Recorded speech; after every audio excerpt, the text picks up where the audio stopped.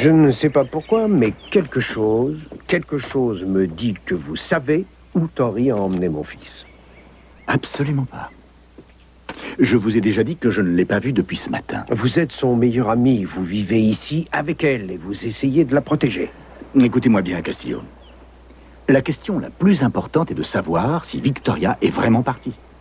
Et si ce que vous dites est vrai, je ne vois pas pourquoi j'aurais voulu faire prendre des risques inutiles à Victoria ou à son fils. Oui, bien sûr. Je n'ai pas besoin de vous rappeler que Tori est quelqu'un de fragile, surtout quand il n'y a personne avec elle. Et si elle y est poussée, elle est capable du pire. Elle l'a prouvé dans le passé. À votre place, je ne m'en ferai pas. Victoria aime trop son enfant pour lui faire du mal. Et comment pouvez-vous être sûr qu'elle l'a emmené? Ça fait à peine 2 heures qu'elle est partie, voyons. Elle est peut-être au cinéma ou dans les magasins. Elle ne s'est pas présentée au palais.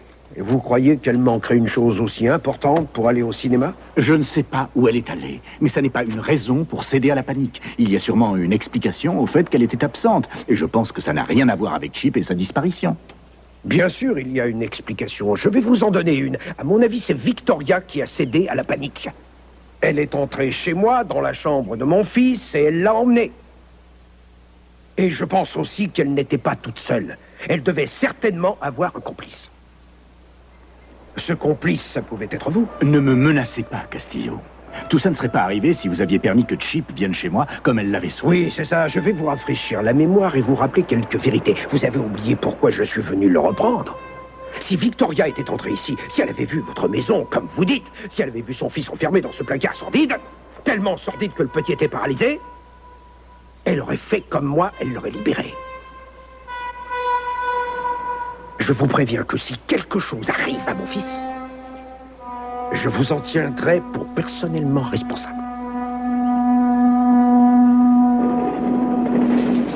Mademoiselle, mademoiselle, il a perdu ça. Regarde, Tiens, Chip. bonhomme, il commençait à s'énerver. Et quand j'ai voulu lui redonner, il a eu peur. Ah, je vous remercie beaucoup. Je m'appelle Barlow, lieutenant William Barlow, US Navy. Je vais à San Diego et après aux Philippines. Et vous allez où? Nous allons au Mexique. Mon fils et moi, nous allons à Mexico en vacances.